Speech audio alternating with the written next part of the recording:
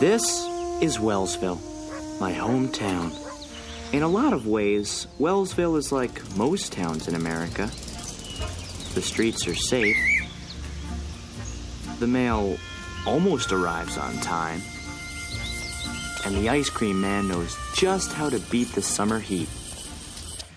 But there's one thing about Wellsville you won't find in any other town. And it's something that makes us tremble in fear. It's a phone. A seemingly ordinary payphone that's been ringing for 27 years. Why doesn't someone answer it? Everybody has a theory.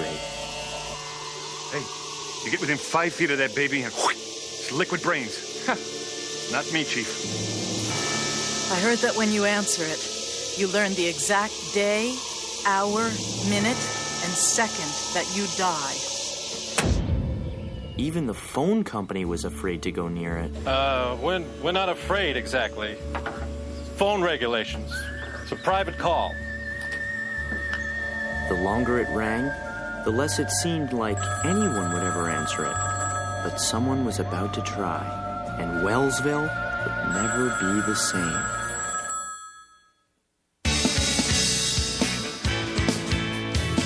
It's mighty strange. You looking happily deranged. Can you settle a shin bed? Or have you picked your target yet? Listen, dear. Don't you dog bite? Listen, dear.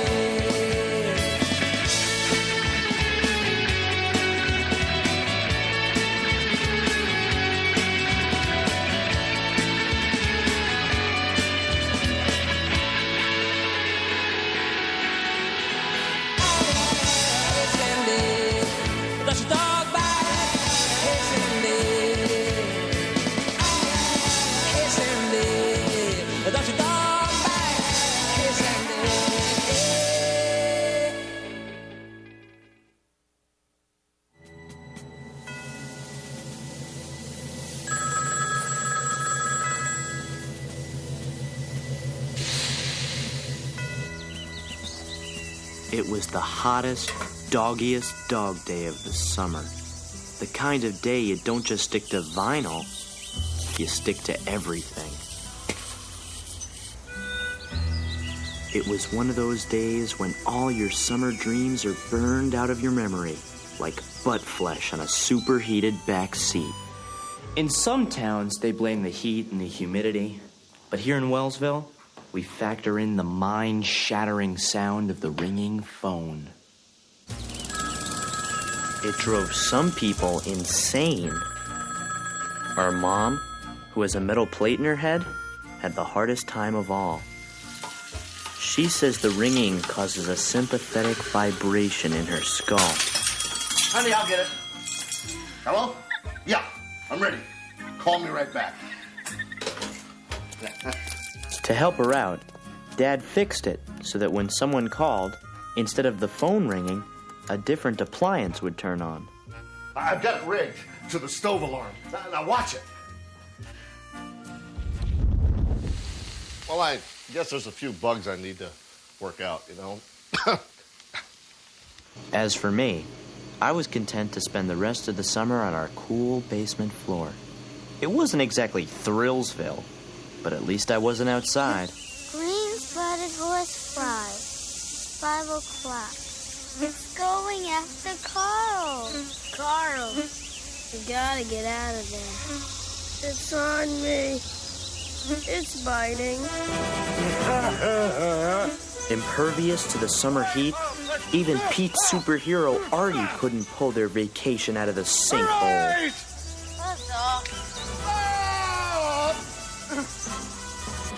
About the only two people still functioning in town were my mom and my best friend Ellen, helping out at the Ringing Phone Crisis Center. Hello? There's a freak out on the corner of Douglas and Maple. Hurry! Got a book. What do we got, Hub?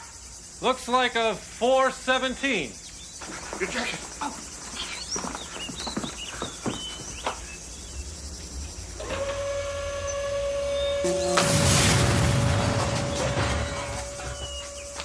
Pete, answer the phone.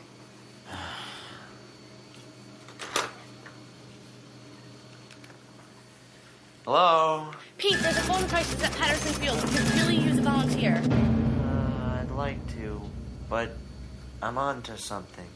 I can see this little half finger in the middle. Pete, your mom's on a call. It's really important. You're the only one I can turn to. It's life or death.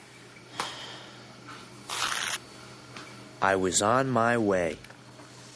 The boredom. Make it stop. Kill us, Artie.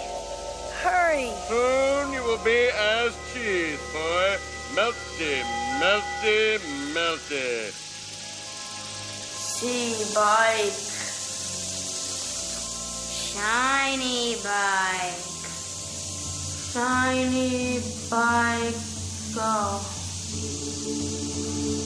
Follow. Shiny bike. As I raced to the rescue, Pete and his friends followed me. The way a fish follows a lure.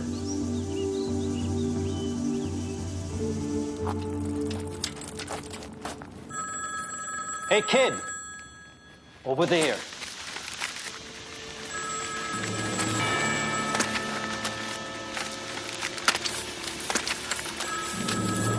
Ow! Quick, stay low and watch out for paper cuts.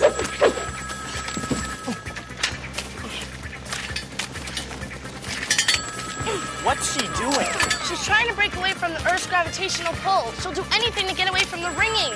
Listen, I need you to start playing. I don't care what. Just make it loud. Right.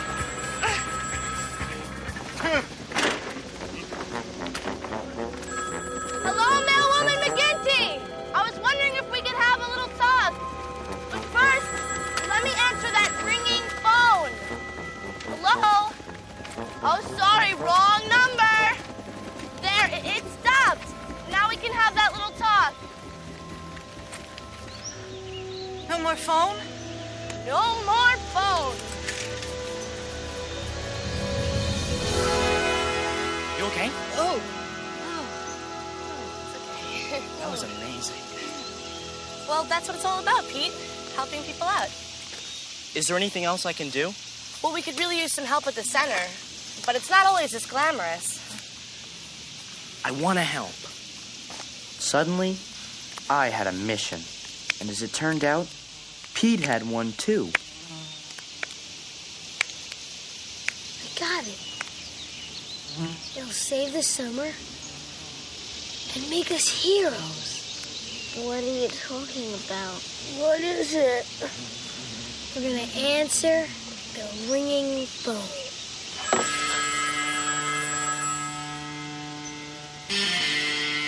For 27 nerve-splintered years, Wellsville had wondered who would save them from the wrath of the ringing phone. Now we had our answer. There was Libby Hurley, who had mastered the Vulcan nerve pinch. Clem Linnell could hypnotize dogs. Nona Mecklenburg's speech patterns could cloud men's minds. Pete could produce 7 kinds of body cheese. And then there was Artie, whose powers were endless. Oh, green pipe! I will destroy you yet! Finally, there was Carl Hayden, who had the power of being a complete wuss. What's the matter? Can't move. Must be force field.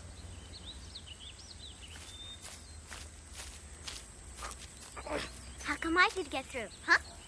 Field must be attuned to my body frequency. Get real. You're pathetic, just so you know. They had lost Carl to the ringing phone. Maybe they'd even be better off without him. But as they marched on to their destiny, they couldn't help but wonder, who would be next? For 27 years, the ringing phone had made our town a hostage to fear. While Pete and his friends tried to stop the insanity all at once, I was stopping it one person at a time. I'm sorry, sir. You'll have to speak up. Is that better? Much. Now, what were you saying? When will it stop?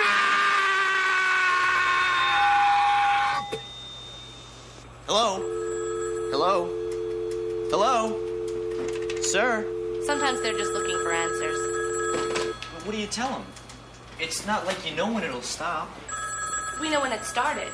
May 15th, 1967. Look. But who was the call for? I mean, was somebody expecting it? They think so, but nobody knows who it was. What if you could find that person? Pete. Don't you see? That's the person the call was meant for.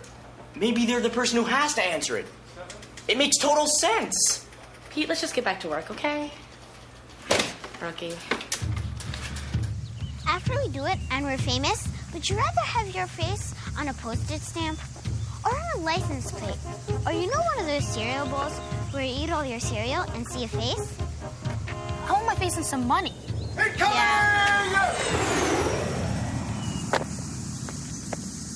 What are you doing, Hub? Saving you from a fate worse than death, that's what.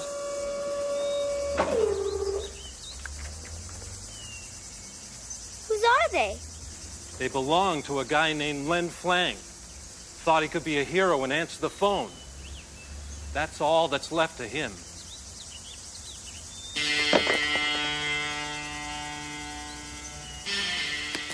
They're fake.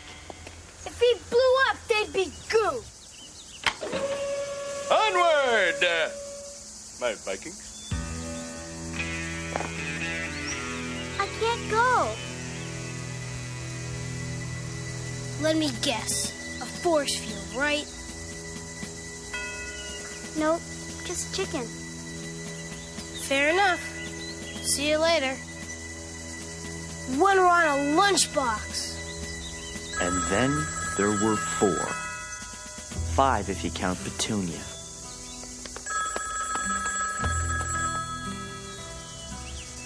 It's just a payphone, sir.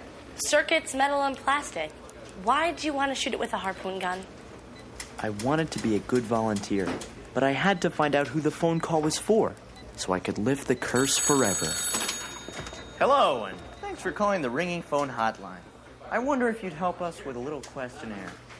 Question 1. It was you, wasn't it? You're the one who didn't answer the phone. Confess! Why, Mom? Pete, we're here to help people, not frighten them. I am trying to help. I'll tell you what. Why don't you take a lunch break? It's your first day here. Take it easy. But, Mom, I'm hot. I'm on to something. Lunch break. I had to stop the curse. A curse that left its brand of madness on everyone it touched. Pete and his friends tried to keep their spirits up, but the combination of heat and fear was beginning to take its toll. Hot. So hot.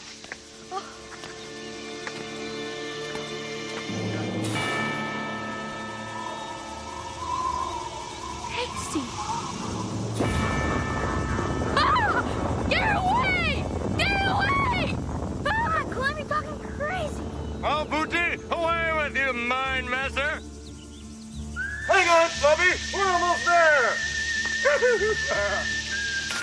As for me, I was there, frustrated because I couldn't find the answers I was looking for. I tried to keep my cool, but the ringing phone was mocking me.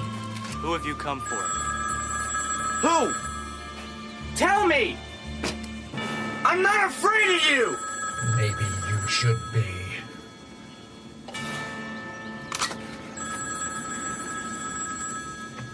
Stand back. I know that voice.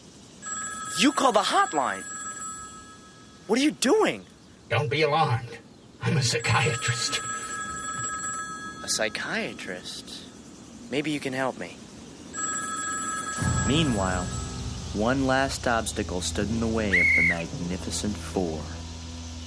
Out of our way, gatekeepy. Sorry, Chief. I can't let you cross. This street's been declared a danger area. I call it a stovetop. It takes more than some hot asphalt to stop us. But Nona was wrong. In fact, It took nothing more than hot asphalt to stop them in their tracks. Great! Now we're stranded! You'll have to go on without us.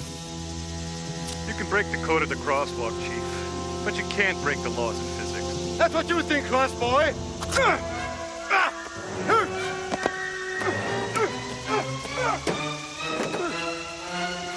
Onward, my Viking!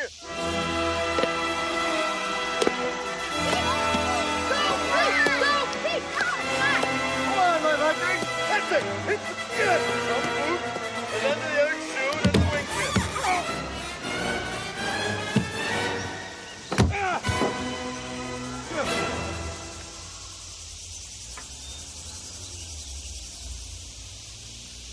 Problem! Hey, smart guys, what do you got to say for yourself now? Ah! It's over. Kaput! Curse you! At least we tried to save the town. Yeah. Hey! What do you want on your tombstone? Here lies Pete and Artie. They answered the call. Yeah! Ellen! A psychiatrist, a Dr. Bert Looper. He drew up this whole psychiatric profile of the first passerby. Listen. Probably filled with guilt. Feels the need to help out. Maybe here. Disturbed by the sound of ringing phones. Wow. Who could it be? I was about to find out. Ringing phone crisis center. Hey, son, it's Dad. I think I finally got it all figured out. Call me back, huh? And if this works, your mother will never have to worry about a phone ringing in this house again. Mom?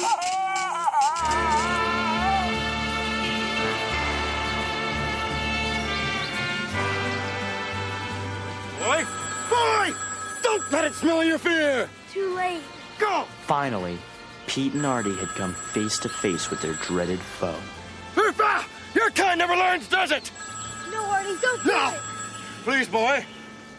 Stand back! This phone is going down, for I am Archie! The strongest man!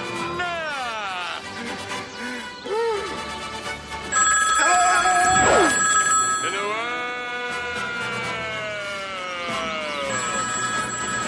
And then there was one. It's the last roundup, Cowboy Ed. Time for all good dogies to mosey on to bed. You giddy up now. I know, Mom. Know what, dear? It was you, wasn't it? The phone call. It was for you this whole time. Why didn't you answer it? Pete, I was younger than you. I was just walking by and it started ringing and I thought it might be for me, but I was afraid. For 27 years? Yeah, well, I volunteer every day and I've done everything I possibly can to help. Except answer it. Oh, I'm sorry. Look, I gotta go.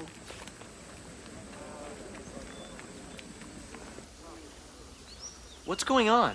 Somebody's gonna answer the phone. Who? Your brother. Pete. Pete!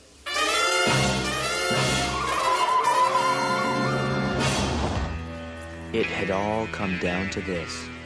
Pete was as scared as he'd ever been. But as he felt the panic surge through his body, he finally understood the curse of the ringing phone. I'll get it. It wasn't about learning the moment of your death or liquefying your brains. The curse was living in fear, and that was something he couldn't live with anymore. Excuse me, trained professional coming through. Excuse me. Joyce, what are you doing? Something I should have done 27 years ago. Pete! Pete! Pete! Pete, no! Pete, it's up to me.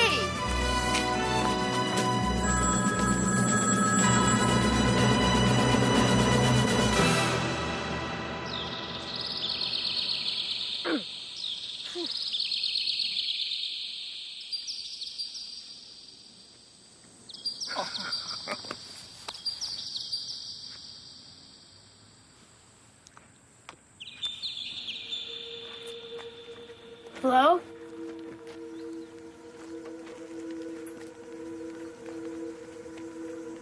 It's for you.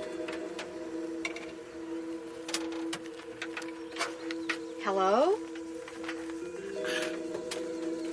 Mm-hmm. This is kind of personal. Would you mind? Uh-huh.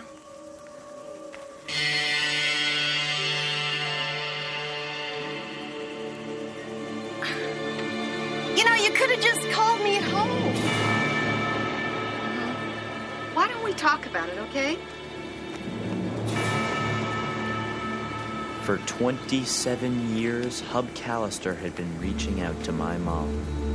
27 years of waiting for one woman to answer his call.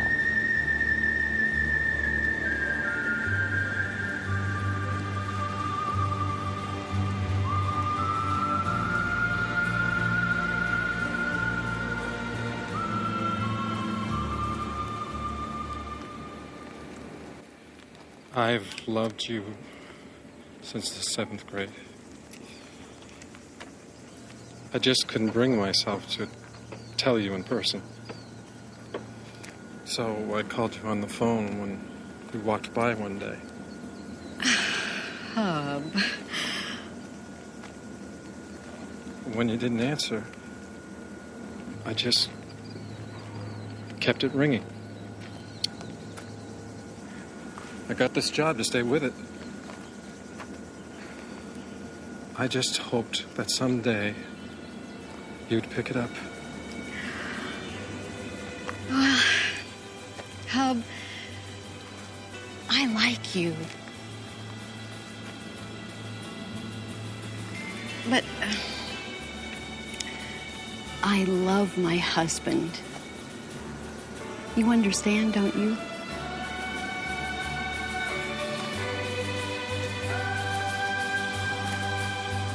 After nearly 3 decades of fear, the curse was finally over.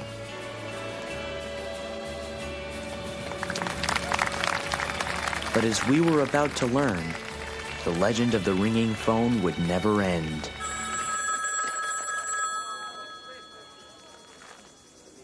Hub knew that Mom would never pick up the phone, but it didn't really matter. To him, the rings were like an eternal flame he kept lit by simply staying on the line.